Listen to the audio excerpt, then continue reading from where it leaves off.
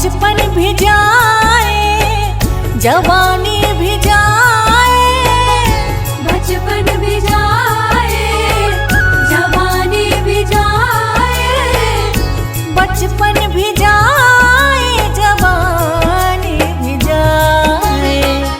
बुढ़ापे का होगा असर धीरे धीरे, बुढ़ापे का होगा असर धीरे धीरे। पल पल यूं आठों पहर धीरे धीरे, पल पल यूं आठों पहर धीरे धीरे। चली जा रही है उम्र धीरे धीरे, चली जा रही है उम्र धीरे धीरे।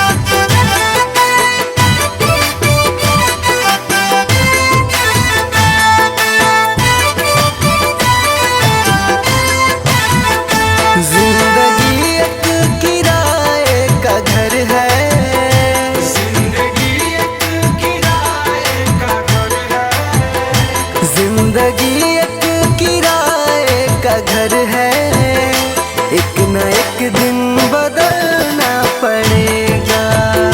जिंदगी एक किराए का घर है, एक न एक दिन बदलना पड़ेगा। जिंदगी एक किराए का घर है, एक न एक दिन बदलना पड़ेगा। जिंदगी एक किराए का घर है, एक न एक दिन बदलना पड़ेगा।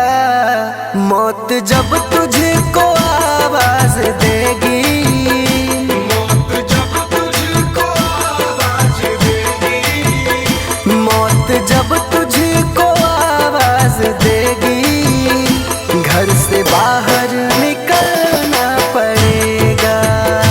जिंदगी एक किराए का घर है, एक न एक दिन बदलना पड़ेगा।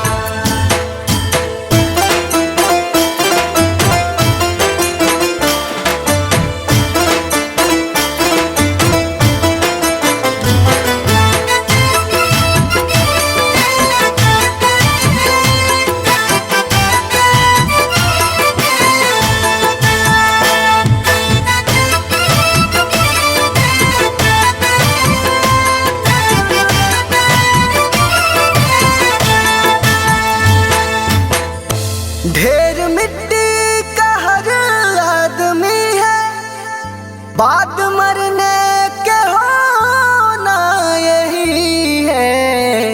या जमीनों में तुरबत बनेगी, या जमीनों में तुरबत बनेगी, या जमीनों में तुरबत बनेगी, या चिताओं में जलना पड़ेगा। जिंदगी एक किराए का घर है, एक न एक दिन बदलना पड़ेगा।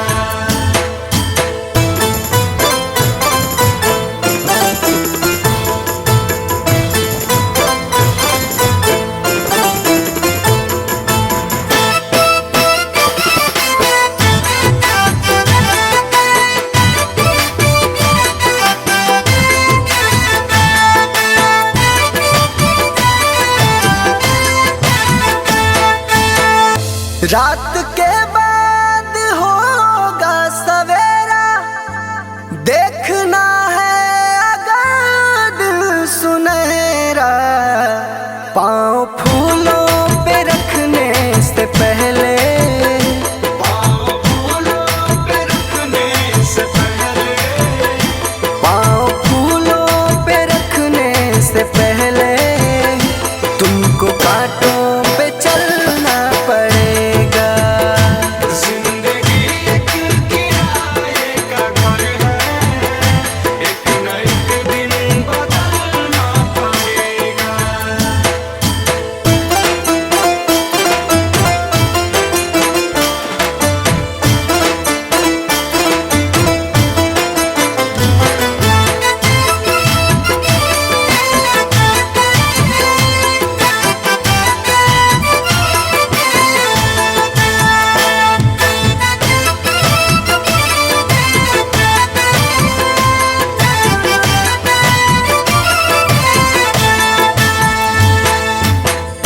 एतबार उनके वादों का मत कर, वरना ऐ दिल मेरे जिंदगी भर तुझको भी मोमबत्ती की तरह, तुझको भी मोमबत्ती की तरह, तुझको भी मोमबत्ती की तरह, कतरा कतरा पिघलना पड़ेगा। जिंदगी एक किराए का घर है, एक न एक दिन बदलना पड़ेगा।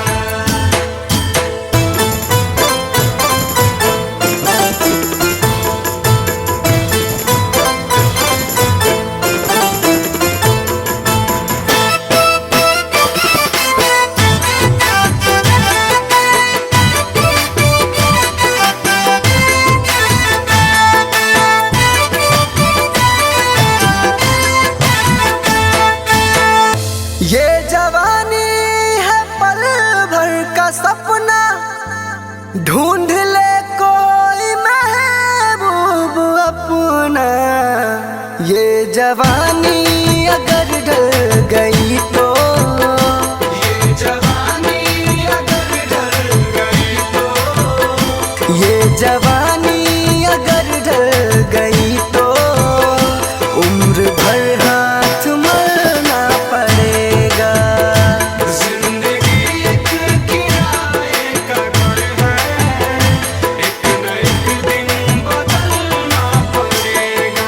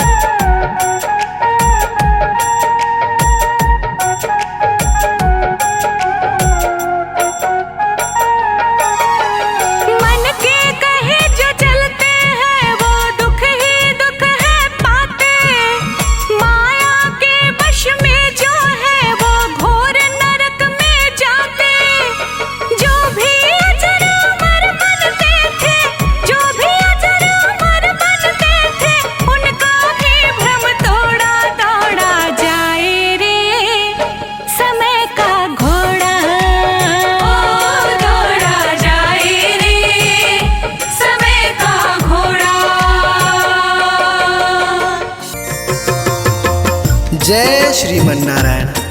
देखिए, इस जग में जो कोई भी आया है उसे एक न एक दिन तो जाना है। इसीलिए हमारे संत जन इस चेतावनी भजन द्वारा क्या संदेश देना चाहते हैं, आइए इस भजन के द्वारा सुनते हैं।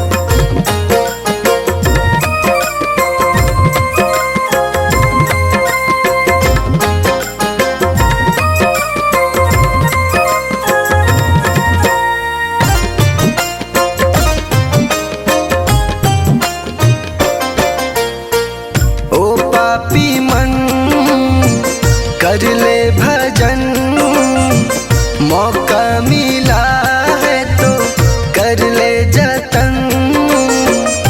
बाद में प्यारे पछताएगा जब पिंजरे से पंछी निकल जाएगा, जब पिंजरे से पंछी निकल जाएगा।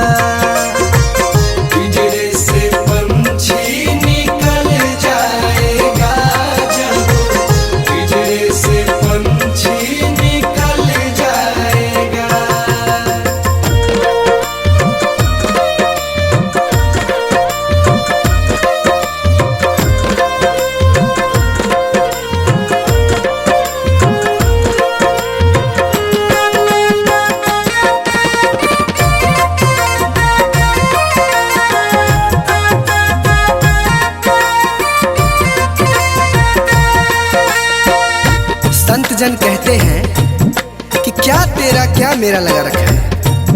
इस जग में ना कोई किसी का है, ना यहाँ पड़ी कोई चीज किसी का है। 4 दिनों का है जग का मेला, कोई न साथी संगी अकेला। 4 दिनों का है जग का मेला, कोई न साथी संगी अकेला। जैसा तू आया जग में वैसा ही तू जाएगा, मुट्ठी बांध के आया जग में हाथ पसारे जाएगा। बाद में प्यारे पछताएगा जब पिंजरे से पंछी निकल जाएगा, जब पिंजरे से पंछी निकल जाएगा।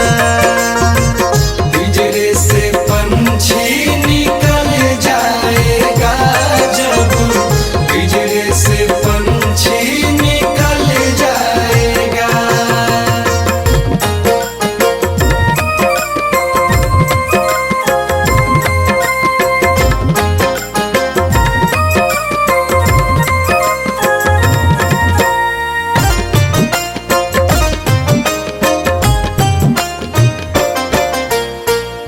भाई बंधु कुटुंब कबीला, ये तो जग का झूठा झमेला। भाई बंधु कुटुंब कबीला, ये तो जग का झूठा झमेला।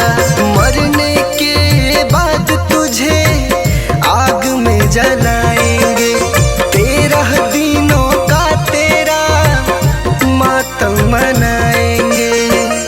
बाद में प्यारे पछताएगा जब पिंजरे से पंछी निकल जाएगा, जब पिंजरे से पंछी निकल जाएगा। पिंजरे से पंछी निकल जाएगा।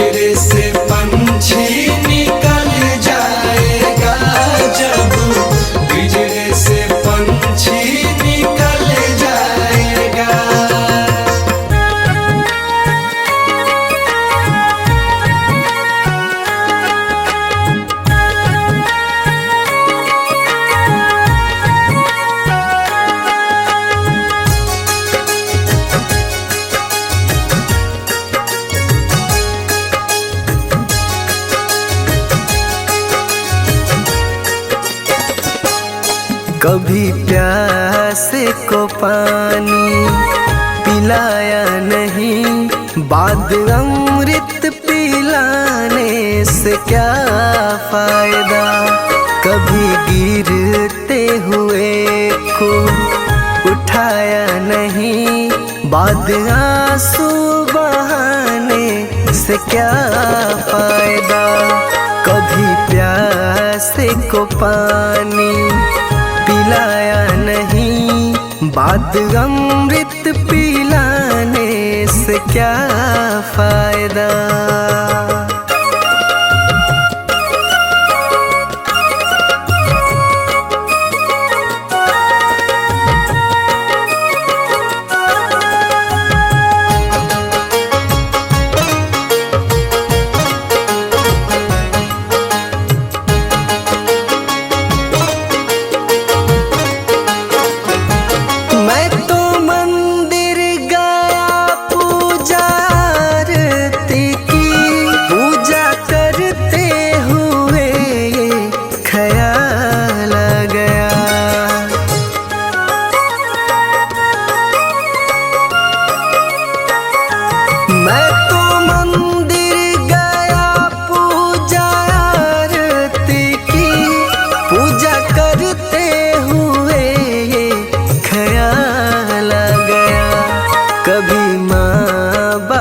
की सेवा की ही नहीं, सिर्फ पूजा के करने से क्या फायदा।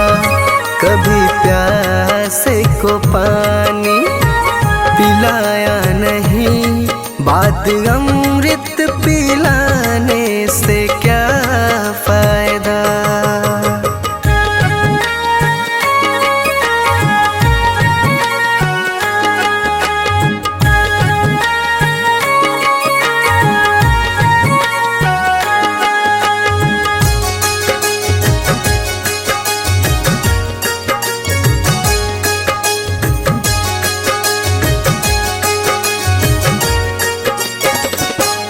मैं तो सत्संग गया, गुरुवाणी सुनी, गुरुवाणी को सुनकर ख्याल आ गया।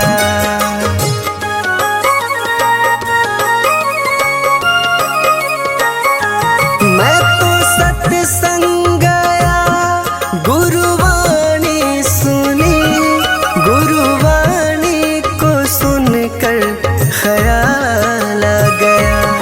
जन्म मानव का लेकर दया न करी, फिर मानव कहलाने से क्या फायदा। कभी प्यासे को पानी पिलाया नहीं, बाद अमृत पिलाने से क्या फायदा।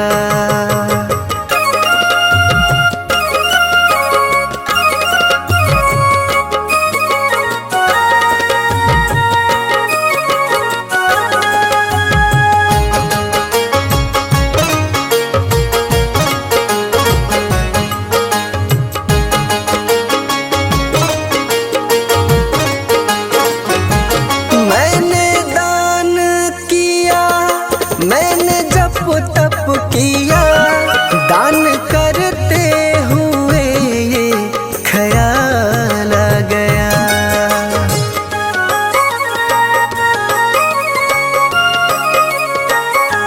मैंने दान किया, मैंने जप तप किया, दान करते हुए ये ख्याल आ गया।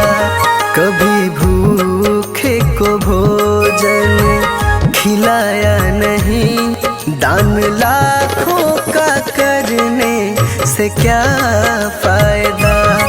कभी प्यासे को पानी पिलाया नहीं, बाद अमृत पिलाने से क्या फायदा।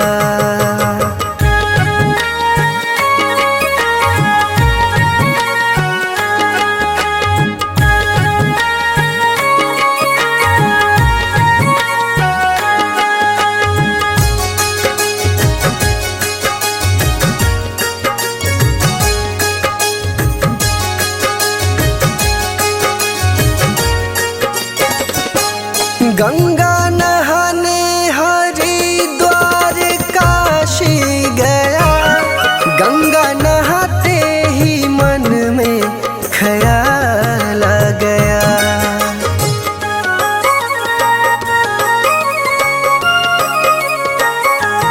गंगा नहाने हरिद्वार काशी गया, गंगा नहाते ही मन में ख्याल आ गया। तन को धोया मगर मन को धोया नहीं, फिर गंगा नहाने से क्या फायदा। कभी प्यास को पानी पिलाया नहीं, बात अमृत पिलाने से क्या फायदा।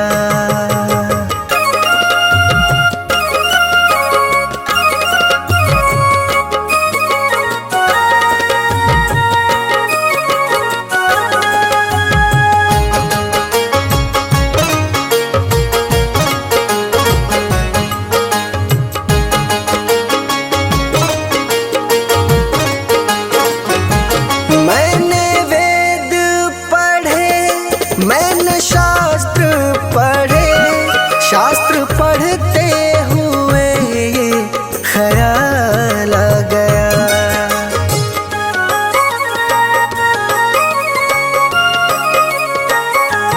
मैंने वेद पढ़े, मैंने शास्त्र पढ़े, शास्त्र पढ़ते हुए ये ख्याल आ गया। मैंने ज्ञान किसी को बांटा नहीं, फिर ज्ञानी कहलाने से क्या फायदा। कभी प्यास को पानी पिलाया नहीं, बात अमृत पिलाने से क्या फायदा।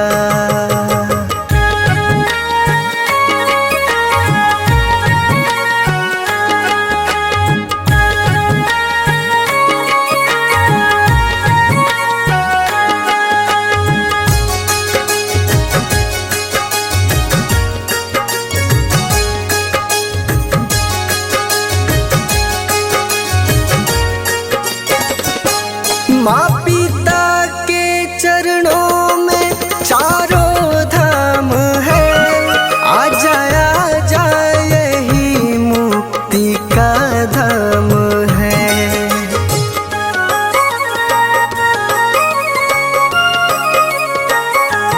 माँ पिता के चरणों में चारों धाम है, आ जा यही मुक्ति का धाम है।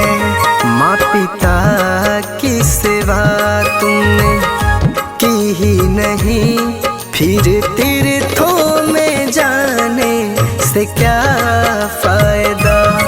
कभी प्यास को पानी पिलाया नहीं, बात अमृत पिलाने से क्या फायदा।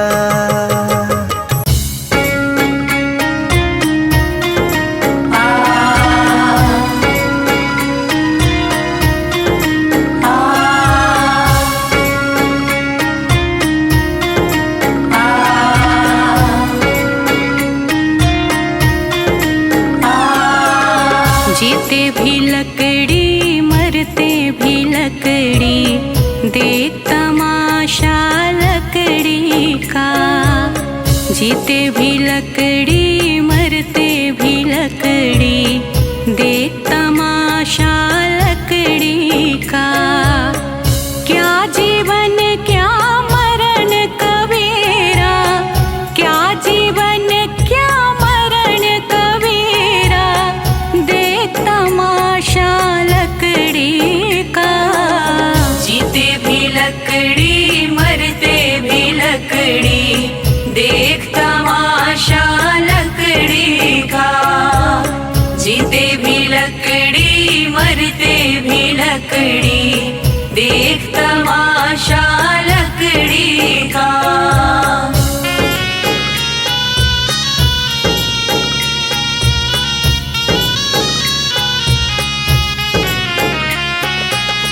जिसमें तेरा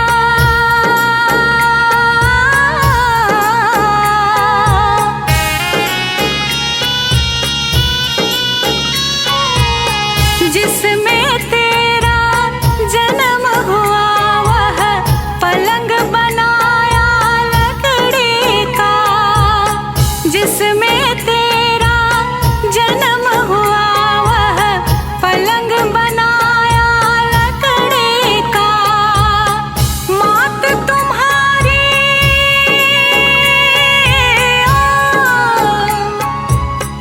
मात तुम्हारी लोरे गाए वह पलना भी लकड़ी का। जीते भी लकड़ी मरते भी लकड़ी देख तमाशा लकड़ी का।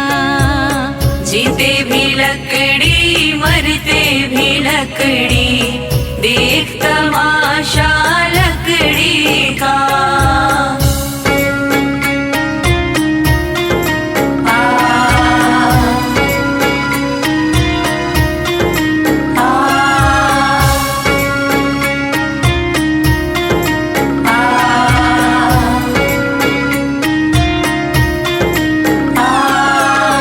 पढ़ने चला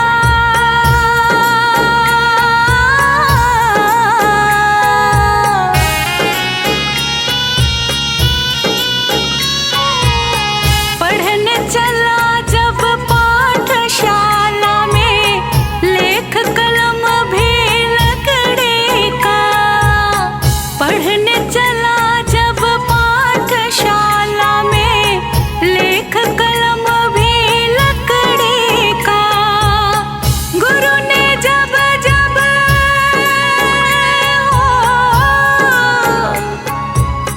गुरु ने जब जब डर दिखलाया वह डंडा भी लकड़ी का। जीते भी लकड़ी मरते भी लकड़ी देख तमाशा लकड़ी का। जीते भी लकड़ी मरते भी लकड़ी देख तमाशा लकड़ी का।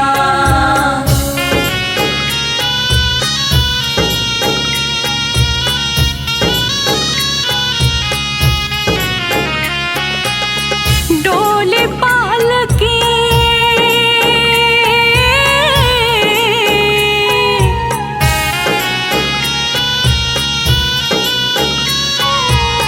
डोली पालकी और जनाजा सब कुछ है यह लकड़ी का।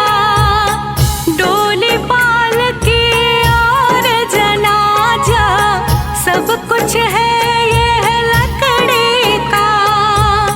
जन्म मरण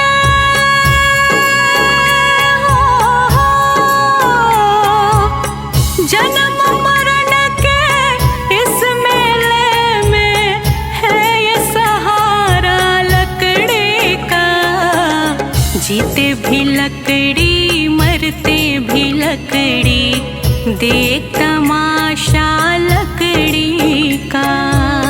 जीते भी लकड़ी मरते भी लकड़ी देख तमाशा लकड़ी का।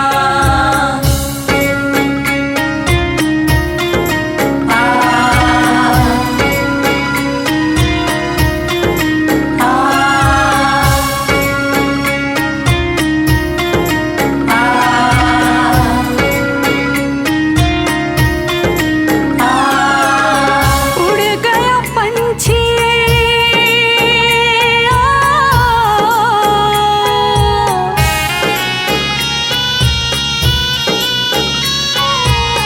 उड़ गया पंछी रह गई काया बिस्तर बिछाया लकड़ी का। उड़ गया पंछी रह गई काया बिस्तर बिछाया लकड़ी का। एक पलक में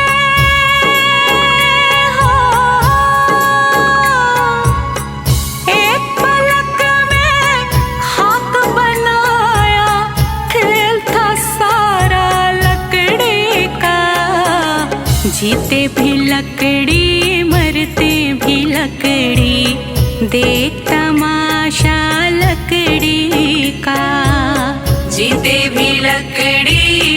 मरते भी लकड़ी, देख तमाशा लकड़ी का।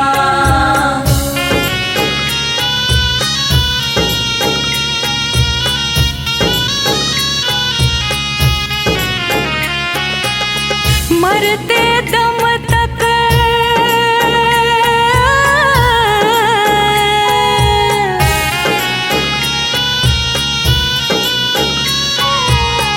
मरते दम तक मिटा नहीं भैया झगड़ा झगड़े लकड़े का। मरते दम तक मिटा नहीं भैया झगड़ा झगड़े लकड़े का। राम नाम की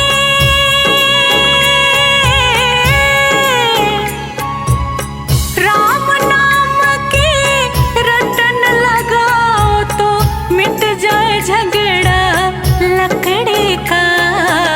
जीते भी लकड़ी मरते भी लकड़ी, देख तमाशा लकड़ी का।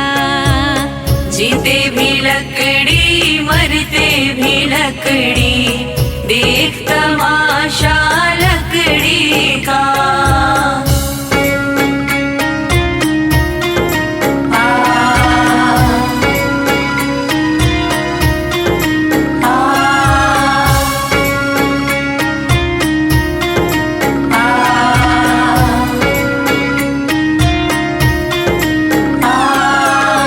क्या राजा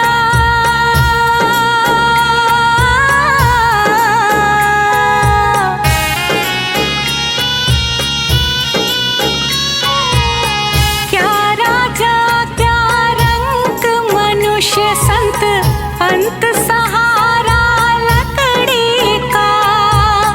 क्या राजा क्या रंग मनुष्य संत अंत सहारा लकड़ी का।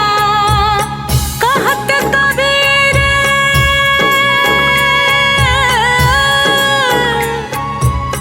कहत कबीर सुनो भाई साधु, ले ले तंबूरा लकड़ी का। जीते भी लकड़ी मरते भी लकड़ी, देख तमाशा लकड़ी का। जीते भी लकड़ी मरते भी लकड़ी, देख तमाशा लकड़ी का।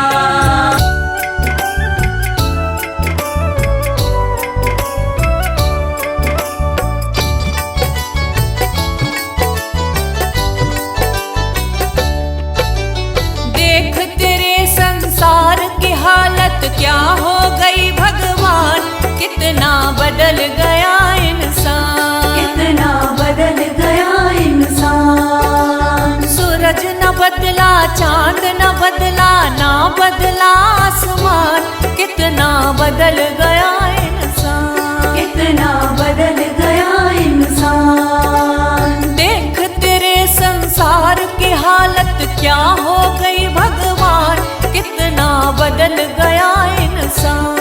कितना बदल गया इंसान।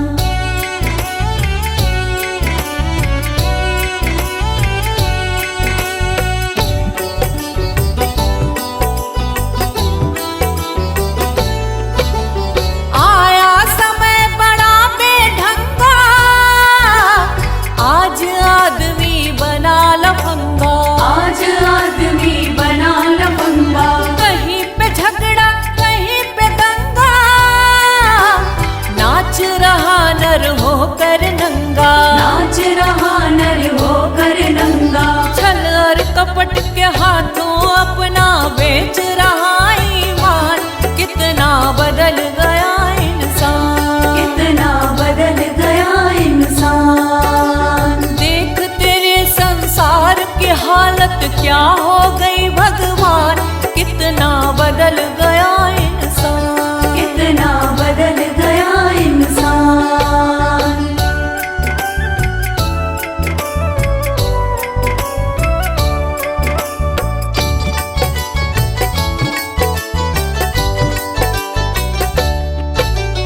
राम के भक्त रहीम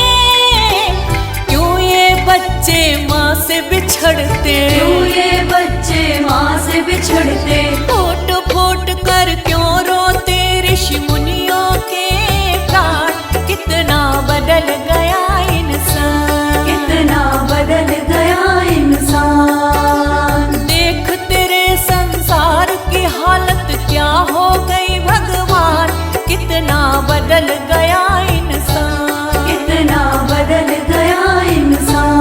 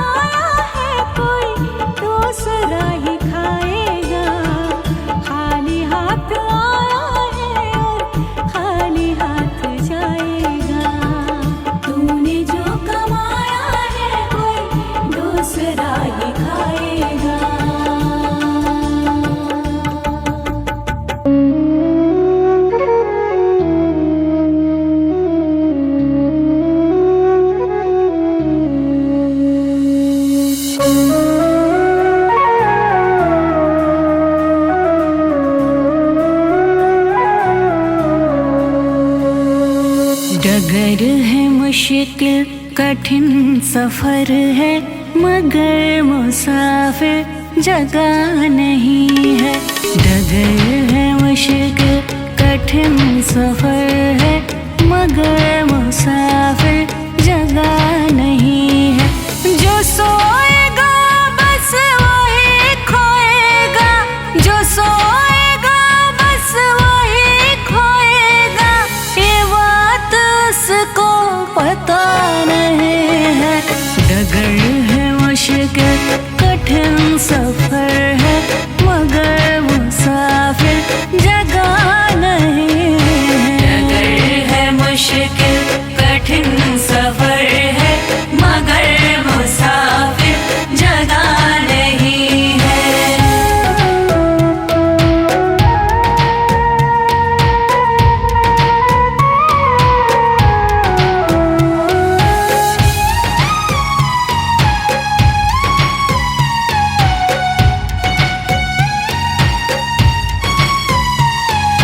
लगेंगे फल जब किसी वृक्ष में, वो पेड़ झुक जाएंगे स्वतः ही। लगेंगे फल जब किसी वृक्ष में, वो पेड़ झुक जाएंगे स्वतः ही।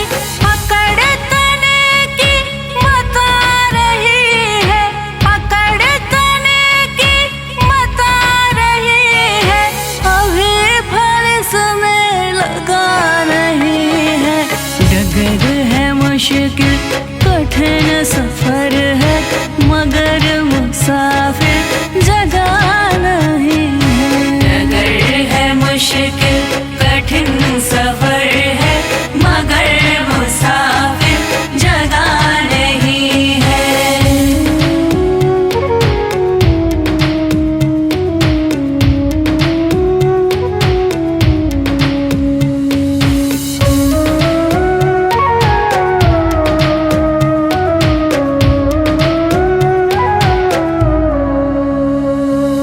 जो खानदानी रईस होते, मिजाज रखते हैं नरम अपना। जो खानदानी रईस होते, मिजाज रखते हैं नरम अपना। तुम्हारा लहजा बता रहा है, तुम्हारा लहजा बता रहा है, तुम्हारी दौलत नहीं नहीं है। डगर है मुश्किल कठिन सफर है, मगर मुसाफिर जगह